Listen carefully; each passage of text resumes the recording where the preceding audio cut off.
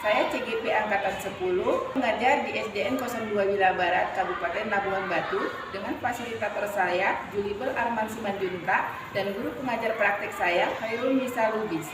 Dan ditemani dengan teman saya, Ibu Rizkia Samaulia. Assalamualaikum Bu Asa. Waalaikumsalam Bu. Gimana kabarnya? Alhamdulillah, baik. Alhamdulillah. Baiklah Bu Asa, sekarang hari ini kita akan melakukan pra-observasi, ya Bu ya. Sebelum kita melakukan percakapan pra-observasi dalam kelas, adapun tujuan dari supervisi kelas adalah untuk mengetahui dan mengevaluasi jalannya pembelajaran yang Ibu lakukan.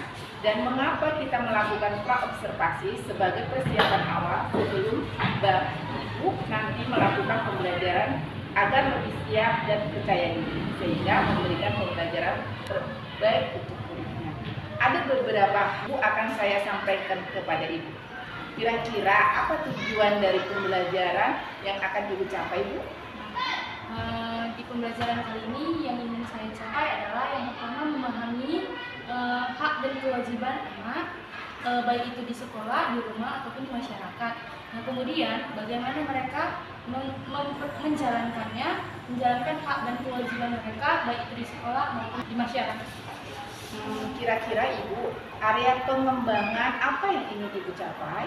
Nah, yang pertama itu kalau di aspek pengetahuannya Ibu, yang paling utama mereka memahami hak dan kewajiban mereka sebagai seorang siswa, sebagai seorang anak, dan sebagai seorang yang tinggal di lingkungan masyarakat. Dan kedua, mereka itu mampu menjalankan hak dan kewajiban itu. Jadi mereka tahu mana yang menjadi hak dan mana yang menjadi kewajiban mereka di sekolah, di rumah, dan di lingkungan masyarakat. Seperti itu ya, Bu? Iya, Ibu. Ibu, saya ingin mendengar bagaimana rancangan pembelajaran yang ingin Ibu sampaikan kepada peserta didik terkait dengan pembelajaran yang akan dilakukan.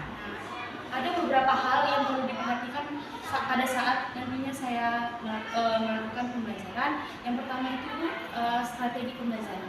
Nah, strategi pembelajaran yang akan saya gunakan adalah strategi pembelajaran berdiferensiasi dengan mengutamakan atau kesiapan belajar siswa terhubung dengan sosial emosional mereka. Nah, kemudian yang kedua, ada model pembelajarannya yang akan kita laksanakan adalah model pembelajaran berbasis masalah. Nah, pada saat kita laksanakan dengan model pembelajaran berbasis masalah ini tadi, kita lampirkan juga dengan metode-metode pembelajarannya. Nah, ada itu diskusi, ada itu tanya jawab, ada itu bermain peran, dan yang terakhir ada demonstrasi.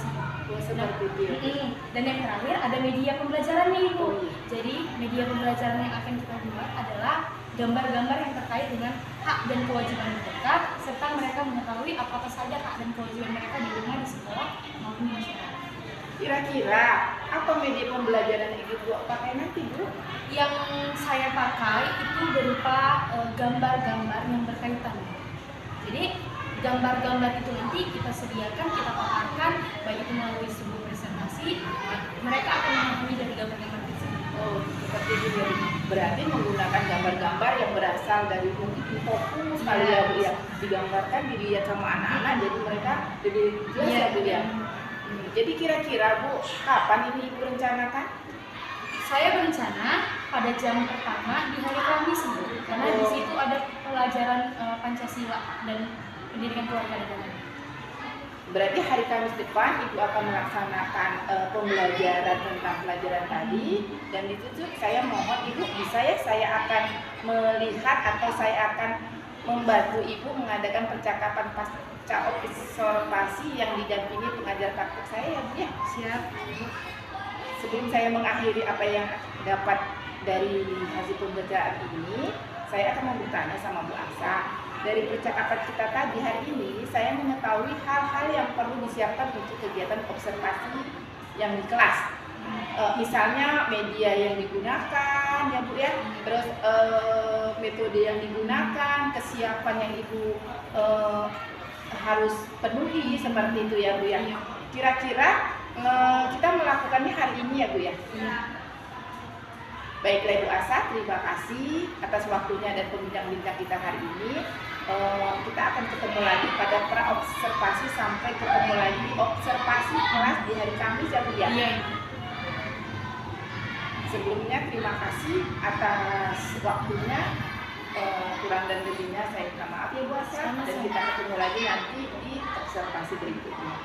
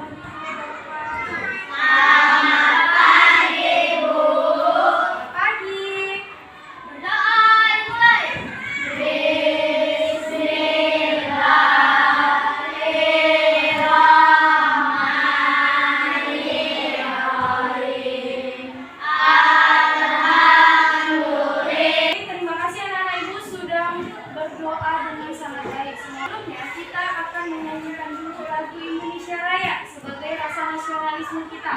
Nah, itu minta tolong kepada Isma, silakan bawakan lagunya. Ayo, bawakan lagunya ke depan.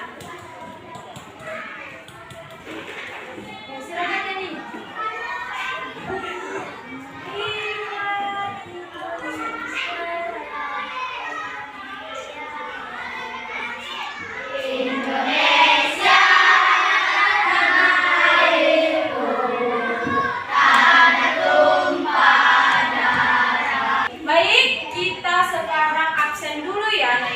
Seperti biasanya, kalau pertama kali masuk kelas kita harus absen. Nah, kemarin Firdan semana?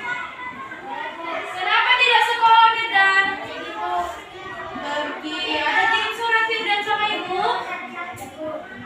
Berarti tidak ada keterangan. Oke, kita mulai absennya ya. Aditya Firmansyah. Oke, Akila Marsha dari Muslim. Sebelumnya kita sudah pernah belajar apa? Yang lalu kita sudah belajar apa? Bergerak. Apa sih bergerak itu kalau anak-anak ibu masih ingat? Pindah tempat. Ada berapa jenis gerak? Dua. Gerakan apa saja itu? Ada gerak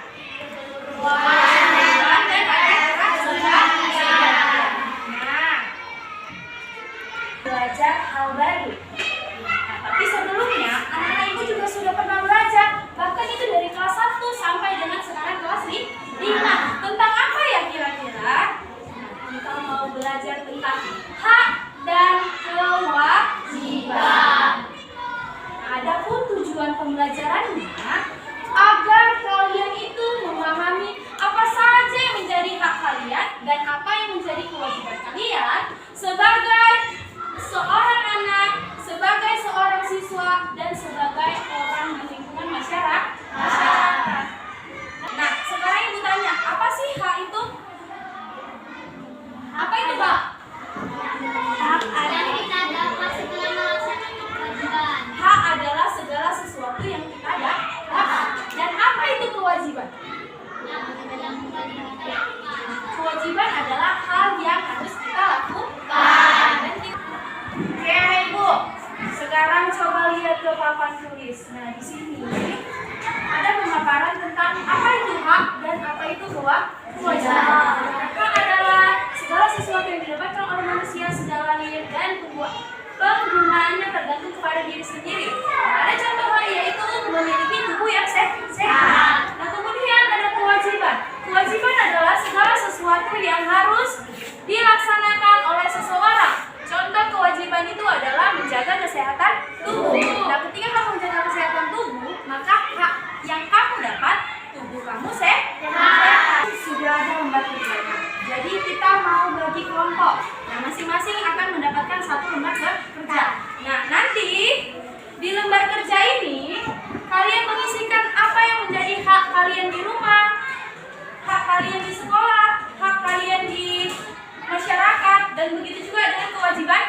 kewajibannya. Apa saja yang jangan lupa beri nama kelompoknya. Sudah selesai diskusinya, Ibu? Sudah, Bu. Sekarang kita mau presentasikan hasil diskusi kalian. Kita mulai dari kelompok pertama dulu. Ayo silakan maju kelompok pertama. Yang tertib dan rapi. Jadi bagi teman-teman harus memperhatikan temannya pada saat presentasi ya. Oke, kelompok 1, silakan perkenalkan kelompoknya. Kami dari kelompok 1, yaitu kelompok Rusa, kami akan membacakan presentasi kami. Hak mendapat kasih sayang di rumah, mendapat pelajaran di sekolah, Waktu teman-temannya. Mereka semua presentasikan hasil diskusi mereka tentang hak di rumah, di sekolah, dan di lingkungan masyarakat. Terima kasih ucapkan kepada kelompok 1. Nah, untuk itu kita semua, ayo kita yel-yel dulu. Tepuk semangat.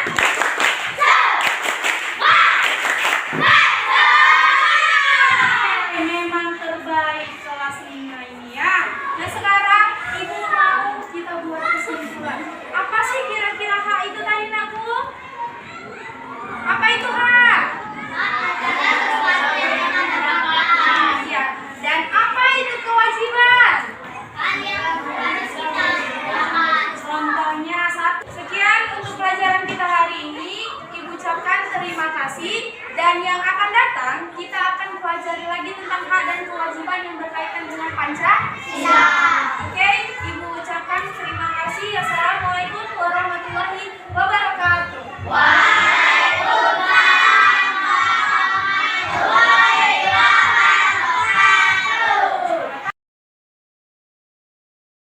Assalamualaikum Bu Asa.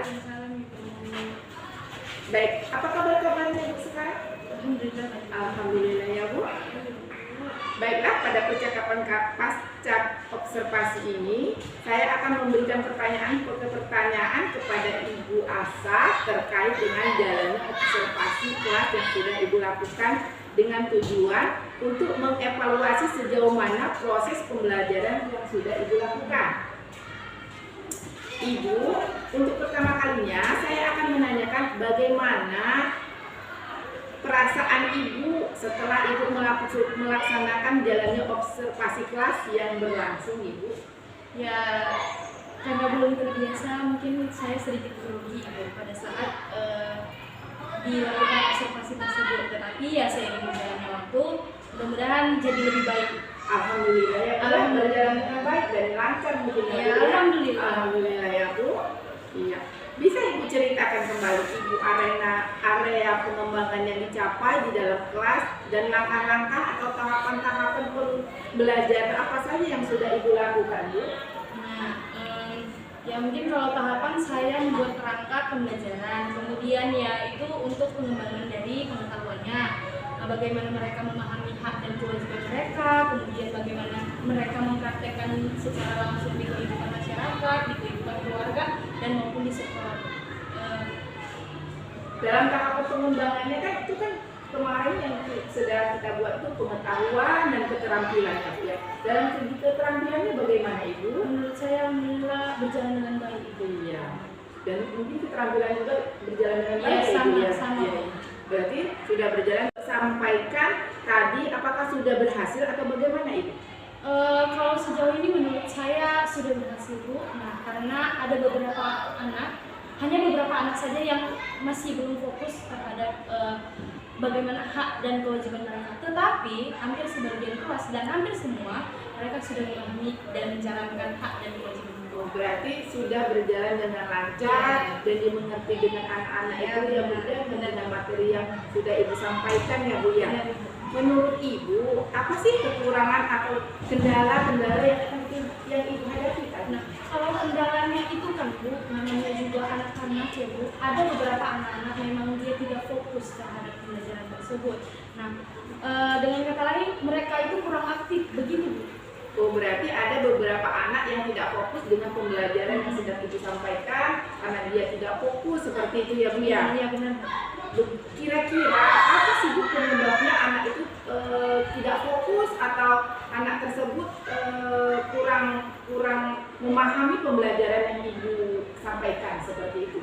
Nah, pada saat pembagian kelompok, nah saya kepentingannya di situ karena pada saat pembagian kelompok jumlah siswa itu kan banyak, jadi per kelompok dan saya juga melakukan pendekatan pada anak, misalnya saya bagi kelompok sesuai dengan gaya belajarnya. Nah, ada gaya belajar yang visual, auditory, dan kinestetik, sehingga anak akan merasa lebih nyaman. Nah, pada saat itu saya membagikannya sesuai dengan yang saya rencanakan, tetapi ada sedikit miskomunikasi sehingga terjadi kebingungan. Berarti bermasalahnya di masalah pembagian kelompok. Iya, karena kan setiap anak itu berbeda-beda.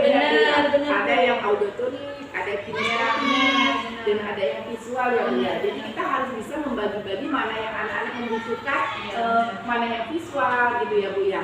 Baiklah Bu, mudah-mudahan apa yang sudah Ibu rencanakan dapat terrealisasi dengan lancar ya Bu ya. Ya, secepatnya Ibu akan saya lakukan perbaikan dan tindak lanjut mungkin minggu depan ya Bu. Ya, baiklah Ibu, terima kasih atas jawaban-jawaban yang Ibu sudah berikan kepada saya. Saya berterima kasih banyak dan segala yang Ibu rencanakan dapat terlaksana dengan baik.